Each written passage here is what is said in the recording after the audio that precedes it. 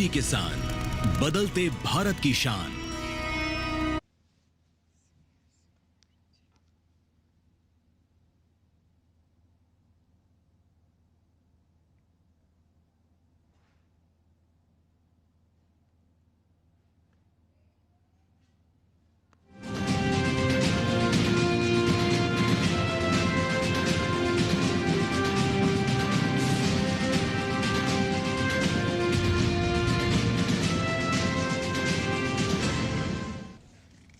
नमस्कार, स्वागत है आपका किसान समाचार में। मैं हूं रेशमा आपके साथ। आइए नजर डाल लेते हैं इस वक्त की हेडलाइंस पर।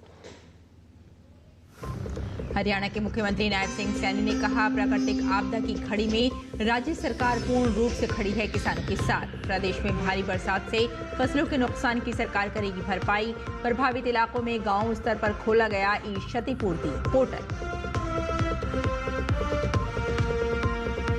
बिहार के मुख्यमंत्री नीतीश कुमार ने मुख्यमंत्री महिला रोजगार योजना के तहत जारी किए निर्देश। बिहार की ग्रामीण अर्थव्यवस्था को नई दिशा देने वाली इस योजना के तहत महिलाओं को अपनी पसंद का रोजगार शुरू करने के लिए दिए जा रहे हैं 10,000 रुपए। सितंबर और अक्टूबर का महीना सब्जियों की खेती के लिए उपयुक्त। किसान सब्जियों के उन्नत किस्मों का चयन करके प्राप्त कर सकते हैं बेहतर उत्पादन और अच्छी आय। दिल्ली में टला बाढ़ का खतरा, यमुना खतरे के निशान से नीचे। पंजाब में आज तेज बारिश की चेतावनी नहीं। हिमाचल प्रदेश के 9 जिलों में बारिश का येलो अलर्ट जारी। राजस्थान की कैबिनेट में मंत्री राज्यवर्धन सिंह राठौड़ ने दौसा में बाढ़ प्रभावित इलाकों का किया दौरा। और आइए अब समाचारों पर डालते हैं विस्तार से नजर। मुख्यमंत्री नीतीश कुमार ने मुख्यमंत्री महिला रोजगार योजना के तहत निर्देशिका जारी की। ये योजना महिलाओं के सशक्तिकरण और बिहार की ग्रामीण अर्थव्यवस्था को नई दिशा देने वाली है। दरअसल सरकार महिलाओं को अपने पसंद का रोजगार शुरू करने के लिए 10,000 रुपए देने जा रही है। इसके लिए रविवार को ऑनलाइन पोर्टल और 250 प्रचार गाड़ी को रवाना किया गया। ग्रामीण विकास विभाग मंत्री श्रवण कुमार ने बताया कि महिलाओं को आर्थिक सहायता के लिए रविवार को मुख्यमंत्री महिला रोजगार योजना के तहत रविवार को आवेदन लेने के लिए पोर्टल का लोकार्पण किया गया। साथ ही 250 प्रचार वाहन को रवाना किया गया। इस योजना का लाभ लेने के लिए विभिन्न जिलों में जाकर महिलाओं को जागरूक किया जाएगा।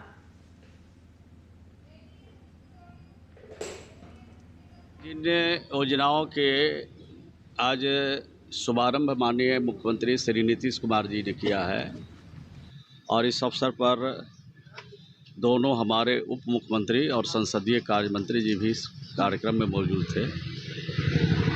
राज्य के उन महिलाओं को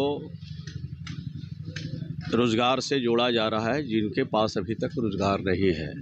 जो परिवार जीविका से जुड़े हुए हैं उनको भी इस योजना का लाभ मिलेगा और जो जीविका से नहीं जुड़ पाए अभी तक उनको भी इस योजना का लाभ मिलेगा।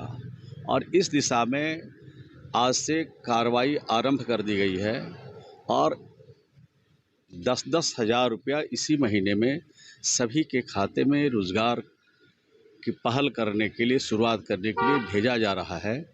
और एक फॉर्मेट भी आज जारी किया है, माननीय मुख्यमंत्री जी ने दस्तावेज जारी किया है। उस दस्तावेज को भर के अगर इस काम को आगे किया जाएगा तो उसके हिसाब से उनके खाते में अतिरिक्त 2-2 लाख रुपया और दिया जाएगा।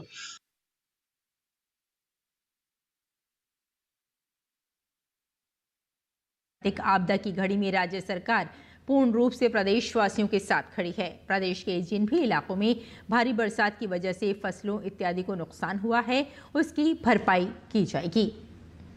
इसके लिए प्रभावित इलाकों में गांव स्तर पर ई क्षतिपूर्ति पोर्टल खोला गया है, जिस पर किसान बरसात की वजह से हुए फसलों के नुकसान का ब्यौरा अपलोड करवा रहे हैं। उन्होंने कहा कि किसान, गरीब मजदूर तथा प्रभावित प्रदेशवासियों के हित पूर्णतया सुरक्षित हैं और वे स्वयं जलभराव से उत्पन्न स्थिति पर नजर रखे हुए हैं।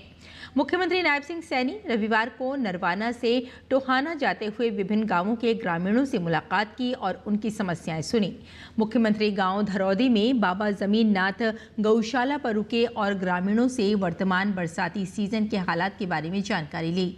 उन्होंने ग्रामीणों विशेषकर किसानों को आश्वस्त किया कि उन्हें हर संभव सहयोग दिया जाएगा। इसके लिए उन्होंने सभी जिला उपायुक्तों, राजस्व व सिंचाई विभाग के अधिकारियों को विशेष निर्देश दिए हैं कि बरसात के इस मौसम के दौरान होने वाले जलभराव की स्थिति पर नजर रखें और ऐसी स्थिति कहीं उत्पन्न होती है तो तुरंत पानी निकासी इत्यादि का प्रबंध कर समाधान करवाएं, ताकि किसानों के साथ साथ अन्य लोगों को भी परेशानी न हो।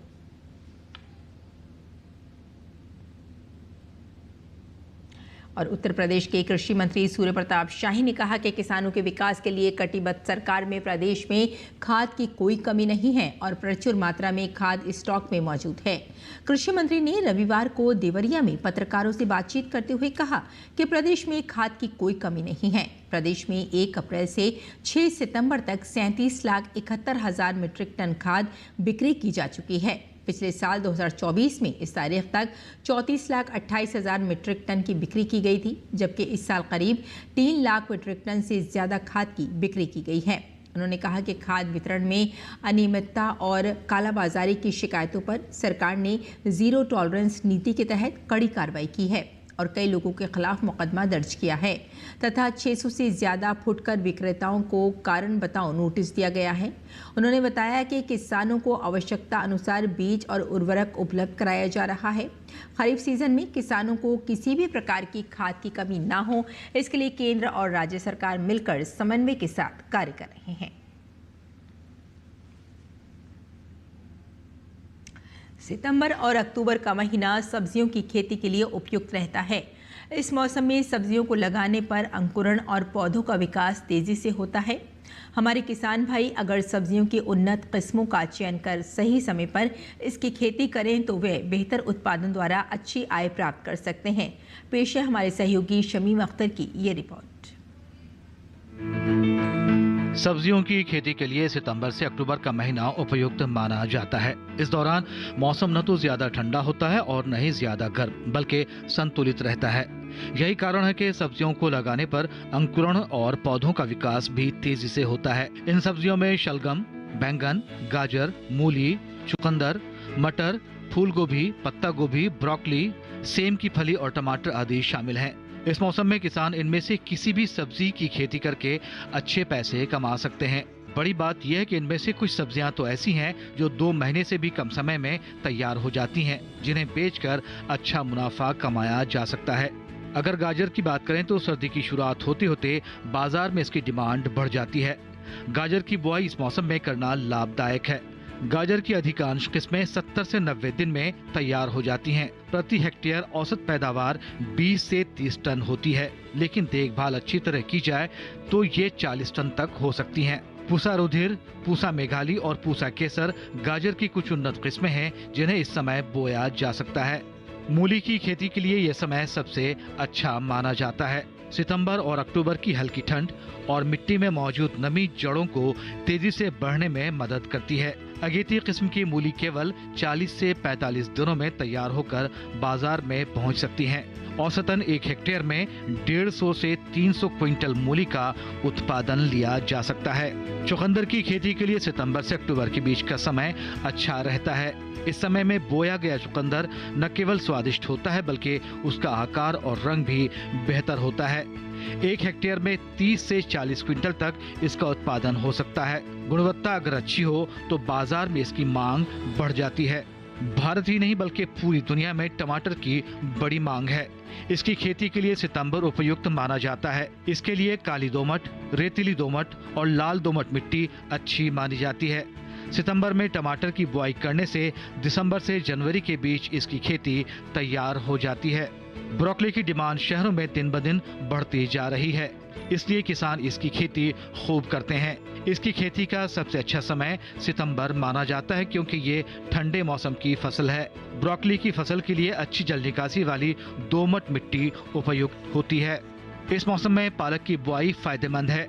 पालक कम समय में तैयार होकर बाजार में बिकने योग्य हो जाता है। इसकी खेती पर ज्यादा खर्च भी नहीं आता और उपज अच्छी होती है। सर्द मौसम में पालक की पत्तियां मुलायम और स्वादिष्ट बनती हैं।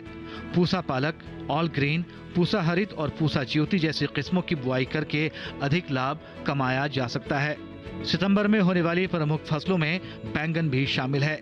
ये कम खर्च में अच्छा मुनाफा देने वाली फसल है। बैंगन के लिए अच्छी तरह जुताई की गई भुरभुरी और जल निकासी वाली मिट्टी सबसे उपयुक्त होती है। ये फसल लगभग 3 महीने में तैयार हो जाती है। इनके अलावा शिमला मिर्च, लौकी और दूसरी सब्जियां भी कम मेहनत और कम खर्च में अच्छा मुनाफा देती हैं। ये सब्जियां पोषण से भरपूर भी होती हैं। किसान अगर उन्नत किस्मों का चयन कर समय पर रोपाई करे तो उन्हें अधिक उत्पादन और लाभ मिलता है। बाजार में इनकी बिक्री भी आसान बनी रहती है। शमीम अख्तर, किसान समाचार। और केंद्रीय उपभोक्ता मामले, खाद्य एवं सार्वजनिक वितरण तथा नवीन एवं नवीकरणीय ऊर्जा मंत्री प्रहलाद जोशी 10 सितंबर गाजियाबाद में नवनिर्मित अत्याधुनिक रासायनिक प्रयोगशाला का उद्घाटन करेंगे। ये रासायनिक प्रयोगशाला अन्य चीजों के अलावा जैविक उत्पाद और उर्वरकों सहित विभिन्न प्रकार की सामग्रियों के परीक्षण में केंद्रीय भूमिका निभाएगी। प्रयोगशाला NABL द्वारा मान्यता प्राप्त है और इसे BIS FSSAI और उर्वरक नियंत्रण आदेश के अंतर्गत अनुमोदन प्राप्त है। इसके अलावा प्रयोगशाला अपने परीक्षण के दायरे का और विस्तार करना चाहती है। कुछ प्रमुख योजनाओं में फोर्टिफाइड खाद्य उत्पादों जैसे फोर्टिफाइड गेहूं का आटा, मैदा, मेवे, खाद्य तेल और विटामिन A और D से भरपूर नमक के परीक्षण की सुविधाएं शामिल हैं, ताकि उद्योग के साथ साथ आम जनता को भी सेवा मिल सके। प्रयोगशाला विभिन्न मसालों का परीक्षण शुरू करने और खाद्य उत्पादों में सूक्ष्म पोषक तत्वों का विश्लेषण करने की भी योजना बना रही है, जिससे जन स्वास्थ्य, खेत सुरक्षा और साथ खाद्य सुरक्षा और गुणवत्ता आश्वासन में इसका योगदान और ज्यादा व्यापक होगा।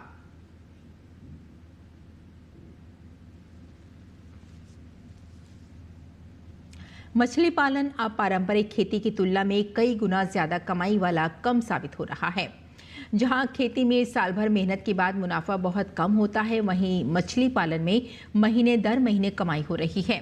मीडिया रिपोर्ट्स के मुताबिक जो किसान छोटे स्तर पर इस काम को कर रहे हैं, वो भी हर महीने 1 से 2 लाख रुपए कमा रहे हैं। ये बदलाव न सिर्फ युवाओं के लिए बल्कि महिलाओं के लिए भी आर्थिक सशक्तिकरण का जरिया बन गया है। पहाड़ी इलाकों में मिलने वाला साफ और ठंडा पानी ट्राउट मछली पालन के लिए सबसे ज़रूरी होता है। ये मछली ज़्यादा साफ और ऑक्सीजन युक्त पानी में ही जीवित रह पाती है। ये काम शुरू करने के लिए किसी बड़ी ज़मीन या बड़ी पूंजी की ज़रूरत नहीं होती। कई किसान छोटे स्तर पर ही शुरुआत करके लाखों की कमाई कर रहे हैं। मछली पालन को बढ़ावा देने के लिए सरकार की तरफ से भी पूरा सहयोग मिल रहा है। प्रधानमंत्री मत्स्य संपदा योजना PMMSY और मुख्यमंत्री मत्स्य संपदा योजना के तहत किसानों को काफी सारी सुविधाएं दी जा रही हैं।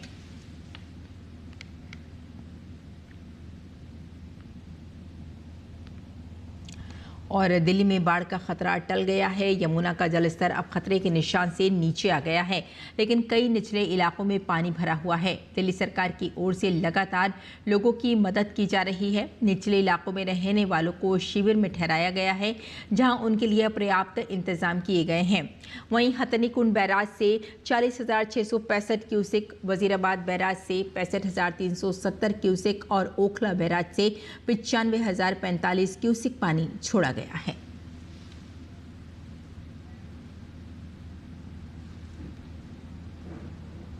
उधर पंजाब में बीजेपी के बड़े नेता और केंद्रीय राज्य मंत्री रवनीत सिंह ने पंजाब में आई बाढ़ के बाद सहायता देने के संबंध में राजस्थान, गुजरात, मध्य प्रदेश और उत्तर प्रदेश के मुख्यमंत्रियों को पत्र लिखा है। उन्होंने इन राज्यों से पंजाब के लिए आर्थिक सहायता की अपील की है। अपने पत्र में रवनीत सिंह ने लिखा कि पंजाब इस वक्त भीषण बाढ़ की चपेट में है, जिससे जनजीवन पूरी तरह से अस्त व्यस्त है। लगातार बारिश से नदियां उफान पर है। इस संकट में ने बुनियादी ढांचे को क्षतिग्रस्त कर दिया है। उन्होंने आगे लिखा कि पंजाबी ने हर संकट में दृढ़ता के साथ सबका साथ दिया है और आज जब पंजाब खुद संकट में है तो उसे देश से उसी प्रकार के सहयोग की अपेक्षा है। उन्होंने राजस्थान, यूपी, MP और गुजरात से हर संभव मदद पंजाब को तुरंत पहुंचाने की अपील की है।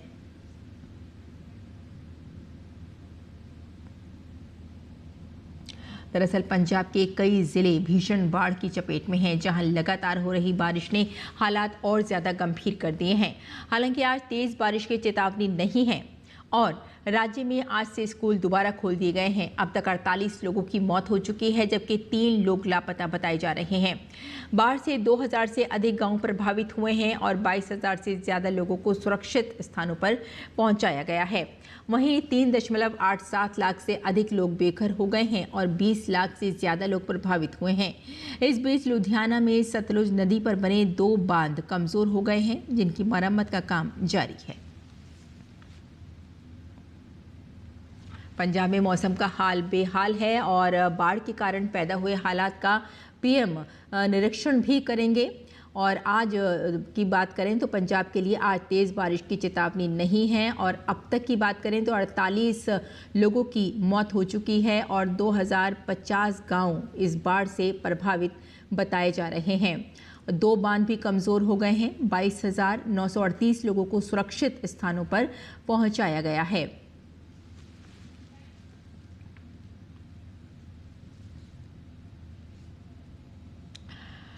और हिमाचल की बात करें तो हिमाचल प्रदेश में भारी बारिश का कहर बरपा है और लगातार ये जारी है। मौसम विभाग ने आज राज्य के 9 जिलों में बारिश का येलो अलर्ट जारी किया है। चंबा, किन्नौर और लाहौल स्पीति को छोड़कर बाकी सभी जिलों में बारिश के आसार हैं। हालांकि विभाग का अनुमान है कि कल से अगले 3 दिनों तक मानसून कमजोर रहेगा और बारिश की तीव्रता घट जाएगी। इस साल का मानसून प्रदेश के कई हिस्सों में सामान्य से ज्यादा सक्रिय रहा।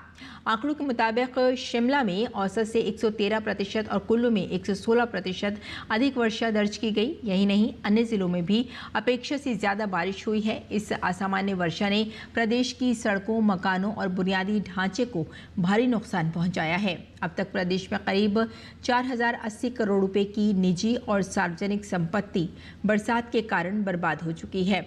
अकेले मकानों की बात की जाए तो 1194 घर पूरी तरह ढह गए हैं, जबकि 5077 मकानों को आंशिक क्षति पहुंची है। इसके अलावा 4 राष्ट्रीय राजमार्ग समेत 1087 सड़कें अब भी बाधित हैं, जिससे आवाजाही में बड़ी दिक्कतें आ रही हैं।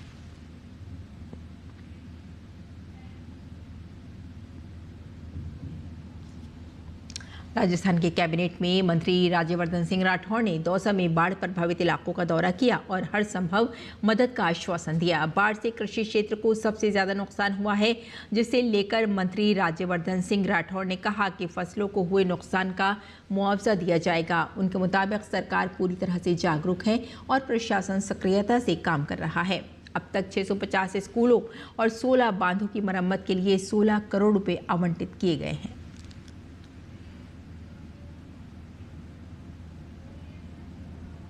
सरकार पूरी तरह से सचेत है और यहाँ का प्रशासन बिल्कुल चुस्त है। उनसे लगातार मेरी बातचीत होती रहती है। अभी सरकार ने यहाँ पर जो अपने स्कूल हैं, करीब 650 स्कूल और 16 डैम, उनके रिपेयर के लिए भी 16 करोड़ रुपए यहाँ पे प्रशासन के पास भेजे हैं। एक नुकसान यहाँ पर हुआ है, जो अभी कलेक्टर साहब के साथ मैंने देखा, सब महिलाओं से भी यहाँ बातचीत करिए, जो बाजरे के यहाँ के खेत हैं वो पूरे खराब हो गए।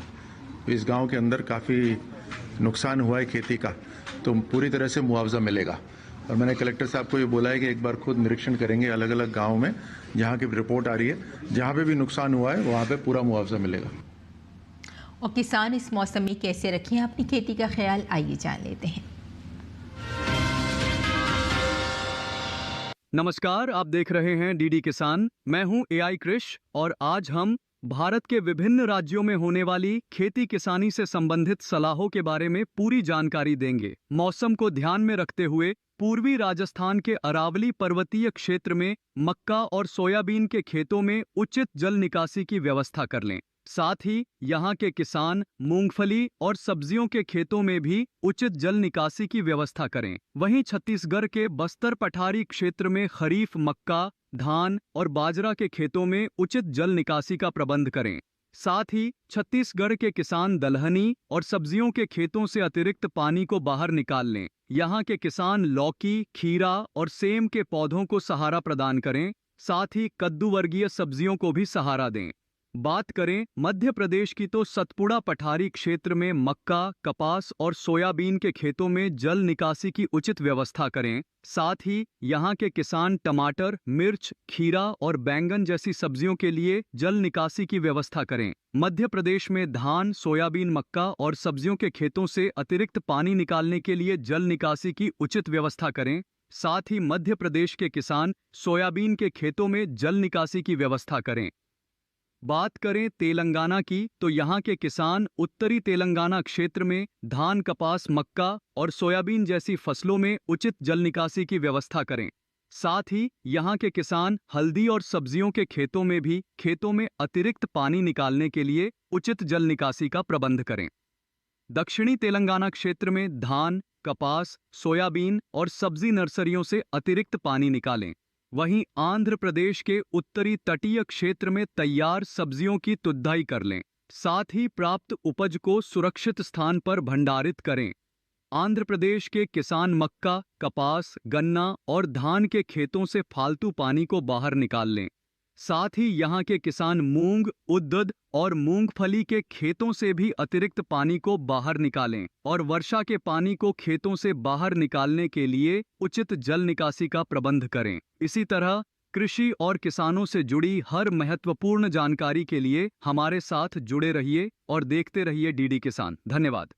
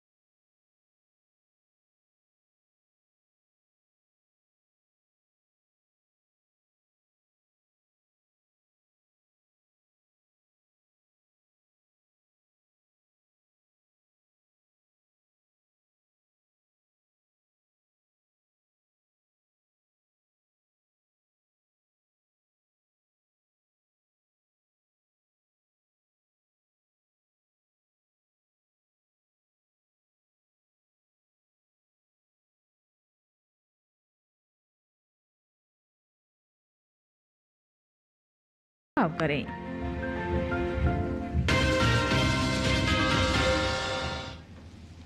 और खेती किसानी के साथ साथ आइए नजर डाल लेते हैं कुछ और महत्वपूर्ण खबरों पर। खास खबर में चंद्र ग्रहण के दौरान कल रात लोगों ने ब्लड मून के अद्भुत नज़ारे देखे। अलग अलग शहरों में लोग इस खगोलीय घटना के साक्षी बने। बीती रात लगभग 3 घंटे से अधिक समय तक चांद पर धरती की छाया पड़ती रही।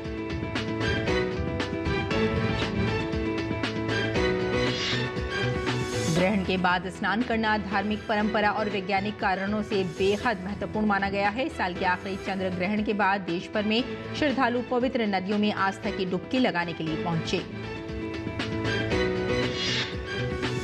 भारत रत्न भूपेन हजारिका की जयंती पर प्रधानमंत्री नरेंद्र मोदी ने उन्हें नमन किया है। पीएम मोदी ने सोशल मीडिया प्लेटफॉर्म एक्स पर ट्वीट कर लिखा, असम की संस्कृति को वैश्विक पहचान देने वाले भारत रत्न डॉक्टर भूपेन हजारिका को उनकी जयंती पर मेरा नमन।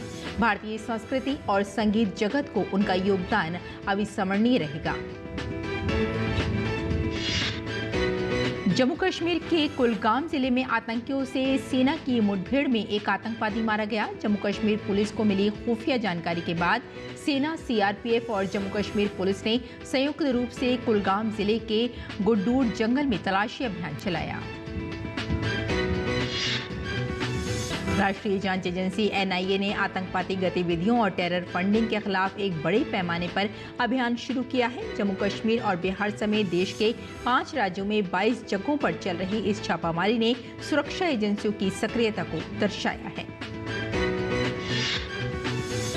राष्ट्रीय जांच एजेंसी की ये कार्रवाई 2025 में दर्ज एक नए FIR के तहत की जा रही है, जिसका मकसद आतंकी नेटवर्क को ध्वस्त करना और उनकी फाइनेंशियल चेन को तोड़ना है। कांग्रेस अध्यक्ष मल्लिकार्जुन खड़गे विवादों में घिर गए हैं। कर्नाटक के बाढ़ प्रभावित जिले कलबुर्गी में खड़गे और एक किसान की बातचीत का वीडियो सामने आने के बाद बीजेपी ने कहा कि खड़गे ने किसानों का अपमान किया है और किसानों के दर्द का मजाक उड़ाया है। एम्स नई दिल्ली की डॉक्टर और नर्स टीम इस वक्त पंजाब के बाढ़ग्रस्त इलाके में प्रभावितों को राहत पहुंचाने में जुटी हैं। अमृतसर पहुंची टीम ने बाबा बूढ़ा साहिब समाध गुरुद्वारे में मत्था टेकने के बाद रामदास मच्छीवाल और घोनेवाल में प्रभावित परिवारों के लिए चिकित्सा शिविर लगाए। एम्स की टीम ने घर घर जाकर जरूरतमंदों तक दवाइयां पहुंचाई, उनके स्वास्थ्य का परीक्षण किया। ये धूसी तटबंध के टूटने से इसके आसपास के गांवों में सबसे ज्यादा नुकसान हुआ है। जम्मू कश्मीर के उधमपुर में बाढ़ से तबाह हुए थरद और बाली नाला पर राष्ट्रीय राजमार्ग में तेजी से काम चल रहा है। केंद्रीय मंत्री जितेंद्र सिंह ने एक्स पर जानकारी दी कि राष्ट्रीय राजमार्ग की रुकावटों को दूर करने के लिए 24 घंटे चल रहा है काम।